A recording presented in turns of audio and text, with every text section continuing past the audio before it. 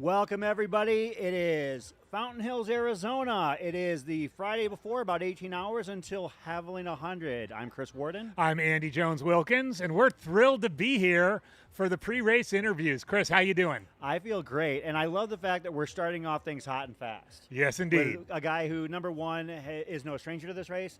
Number two, has had success at this race.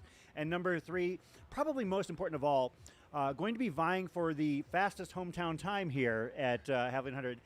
Caleb, welcome to the show. How's it going? When'd you get out here? So we got out here Wednesday, kind of evening. That was a big difference from last year. We got in kind of late Thursday, so a little more relaxed this year. We were able to mosey around, go to Walmart, grab the tent, and just do things we want to do. My parents went to Sedona for the evening yesterday. I got to run the course a little bit, so it's been a great trip so far. Oh, right on. Speaking to that, we'll just jump right into it. What you just said right there kind of speaks volumes to the fact that last year was your first time here, and for some people, the sensory overload here is real. Discuss, your experience coming here for the first time last year and what you learned and what you've already applied, not even taking the race into account. Yeah, I think it's a huge thing having experience, not only on the course, but just the event itself. And I think that's the same thing for like Western States. That first year, you're just blown away by everything. You see Jim Walmsley, you're fangirling, you see all these fast people, and then it just seems like there's almost too much. So the experience from last year to this year is like trying to just relax, do the things you normally do for a normal race, and just try to prioritize what you need to do. So for me, sleeping, hydrating, eating. Last year, I remember I was very excited to be on this interview, but I also didn't plan accordingly. So I was here for like 3 hours, just like waiting around. And so we planned very well. Zach sent the link out, and I made sure it was a time that would work well. And so it's been a great experience knowing what to do and just knowing what to expect. The interview sign-up page is filled up almost as fast as the actual race registration page. Yeah, I know. I think that's a sign. I want to talk about where you're from. For whatever reason, the state of West Virginia, and particularly Huntington, West Virginia, has had a great deal of success out here in Arizona. Dan Green comes to mind, you, of course, a handful of others. Having spent some time myself running in West Virginia, I can kind of understand it. But what's in the water out there? What is it about that particular, the mountain state? Yes. That makes it conducive to coming out here and doing so well? I think it's just the culture that we've built. I say we, there's plenty of us. It actually was well before me. We had a local running store shop.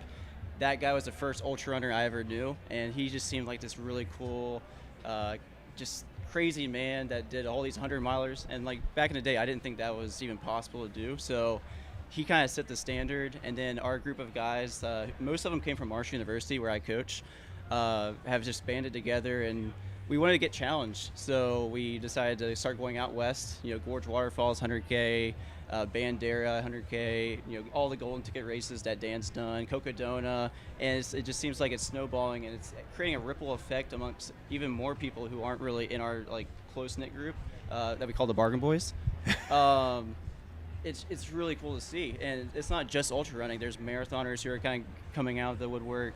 The university itself, our team's getting better. So this culture of running has grown exponentially, and it's super cool to be a part of it. I think it's important at this time, too, to bring up two names from West Virginia mountain runners, Dan Lehman and Adam Cassidy. Adam Cassidy, former FKT holder. Dan Lehman, kind of the godfather of West Virginia mountain running. They put on Highland Sky, an incredible 40-miler in the Canaan Valley, as well as the West Virginia Trilogy. Mm-hmm. These are races that transcend the area. And so I can kind of see why that would be something that's just sort of imbued in the culture out there. Oh, definitely.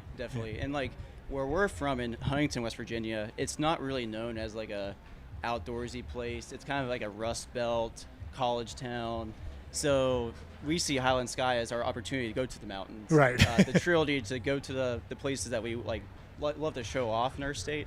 And yeah, thankfully for those guys who have created those races, like people have the opportunity to run in some awesome places. That's great. Caleb, you set a course record at Hurricane 100K recently. Do you think that did you find out there that you're as ready for Javelina this year as you hoped, or were there things that you realized afterwards that maybe you need to tune up, tighten up? So yeah, Hurricane 100K. We pronounce it Hurricane because we're from West Virginia. So Very important. very Hurricane. important. It was the big test. So flashback to like last year after this race, I dealt with several injuries, and it all stemmed from a torn labrum that I found out like in February. So I used these smaller races to figure out where I was. Can I even run ultras anymore? Because it seemed like every time I ran something long, I would be banged up. So Highland Sky was one of those, and then Hurricane 100K was another, where it was like a test run, just to see if I could do it, how I would respond afterwards, and thankfully everything is feeling pretty good. So yeah, it was definitely a test. I went into it without really having an idea of where I wanted to run. I just wanted to run hard, play some mental tactics, get some experience on a loop course, because it's a 6-loop, 10-mile course. And all that I think helps for Javelina because of the loop course aspect. It's grueling, it's grinding. It's not exactly the most fun thing to do, but especially on loops 4 or 5. But I think it's really important to be able to have that ability to zone out and then zone back in, race, but also conserve. So I learned a lot of stuff from that race. And then from there, just trying to keep the fitness up, being able to have some big weekends. Nothing was like too crazy like the build-up for Hurricane was, but me having the opportunity to run with Dan Green and a few of the other guys, we were able to sharpen the knife, so to speak. I was able to hop in some workouts with him, get some good 20-mile workouts in, and I think I'm as ready as I can be. Right on, right on. Let's talk a little bit about being here now. We've talked a little bit about how you're a coach at Marshall University, been a coach there for a long time. I really love that. I remember having you on my podcast, and we talked a little bit about that.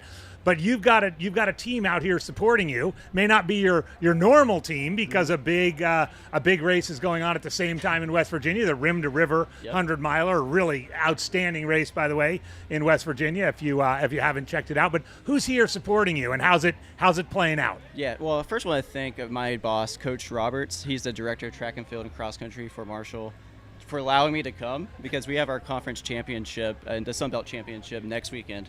So wow. This is kind of an important last really big workouts, and he was able to take control of the whole team and run those this morning.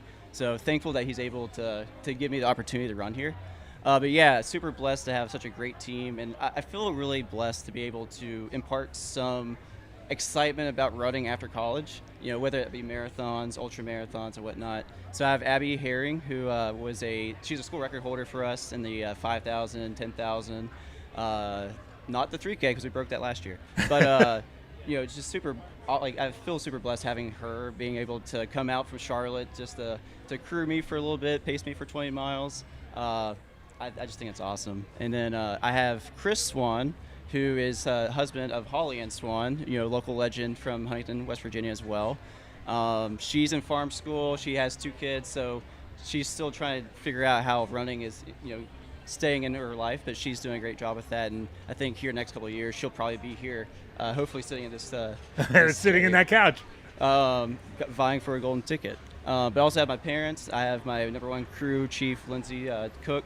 So we got the squad back together, and I'm really, really blessed to have all of them. Right on. Caleb, before we came on, and I don't want you to have to necessarily get into the nitty-gritty of it, but you can speak in generalities here, if you're more comfortable with it. But you ran a 14:20 here last year, which is a fantastic time. Well, to humans, it's a fantastic time, but I'll be happy with 3 loops in 14:20. Right? but you're not coming here to run a 14:20. You're coming here in search of a golden ticket. Now, we know that in order to be in that discussion, you're going to have to drop an hour off that time. Oh, yeah. Or probably, maybe even 80 minutes. Now, granted, it's going to be cooler, which is going to, hopefully play to your advantage, but it'll play to everybody's advantage. The key, or the thing that I wanted to know is, do you feel like with your experience here last year and with the weather and everything that you've done to prepare for this race, have you found those 80 minutes and, come Saturday night, do you feel comfortable with what you've done to prepare and say, I've done everything I can, I've found every minute I can in order to come away with a golden ticket? Yeah, I think we'll find out tomorrow, but right now, the confidence I have in myself and my fitness level, I think so. because a lot of the added time was in the last 2 loops last year. And I think a lot of that was 2 things. Fitness, just being last year, I was coming off of kind of like a really slump from the Western States with health and whatnot. I was able to get a couple good weeks, but it wasn't what I have now. So I think the fitness level is definitely higher. Having that Hurricane 100K 806 in my legs, that's gives me a lot of confidence. Yeah, that is it gives amazing. me, because that's a hard course. It's very up and down hills, nothing too crazy, but it's enough to wear you down. And just the workouts I've been doing, I think everything's going to align really well. And I think too is hydration. I had very limited knowledge on what I was supposed to do. I was just concerned about getting 100 carbohydrates per hour and all of that. But if you don't hydrate well, it doesn't really add up. And I noticed a huge difference from lap 3 to lap 4, where things came crashing down. I think a lot of that was not getting the sodium intake that I should. So I got a sodium test back this past winter, have it decently dialed in. There's still some kinks I'm trying to work out, but I'm very excited to be able to test it and see how well my plan works. And we're just going to enact the plan, run my own race, not really worry about what others do, because they really can't affect what you do unless you let them. You just have to run your race, believe in yourself, and then let it rip in the last 2 loops. That's Right all on, you can do. right on. So, Well, the viewers always love to hear this last little bit that I'd like to talk about, and then Chris will close us down. Gear. Got to hear about your shoes, Yeah. what sort of nutrition. I mean, could be a sponsor plug, could be not, but, it's always a tricky challenge, shoes and gear and nutrition. Where are you coming down on that for Javelina? Yeah. So the kit is going to be a John G kit. So I got the John G lined half tights. I Nice. ran them in Hurricane, and I loved them. I thought I never was a half tight guy. I feel a little too exposed. I don't know, being immodest or whatnot. But they felt great. I think the chafing doesn't really seem to be an issue with that. So they're going to be my half tight. A John G, probably haven't decided between a short sleeve shirt or a tank top. It'll be one of the 2. And then a naked belt, so I can have 3 bottles. I have a handheld, both one in my hand, which is like the hydration one, and then my precision flow gel in the other. So that's going to be the main nutrition part of it. I do have backups. I have some stuff that I know works, and I know flow gel works great for at least 60 miles, but will it go farther than that? We'll see. Yeah. And then for shoes, Jeff Colt and Jeff McGavero have definitely turned me on to the Cloud Ultra Pros. Yeah. And my gosh, they're like the best shoe ever. So if On wants to sponsor me, I'd be very thankful. But no, really, they're a great shoe, and I was just surprised how well they felt later in the race at Hurricane. So I'm hoping that they still feel good. I think Jeff and Jeff could sell those shoes to anybody. sell them to anybody. The Cloud Ultra. It is a sweet There's shoe by On. definitely Yeah. a good Jeff, bad Jeff Yeah. kind of thing that they could Yeah. put together there, and like an ad campaign would just sell. Yeah, definitely. I mean, it's $260, but I think it's worth every penny if Yeah. it makes you feel like you can have some running legs at the end. Well, and I guess, Caleb, just to close things up, what is success for you this weekend? Just putting it out there. So I want to finish the race feeling like I gave it my all, and I want to be able to say I raced hard all 5 laps. Last year I raced hard for 3 laps, and then I went into survival mode.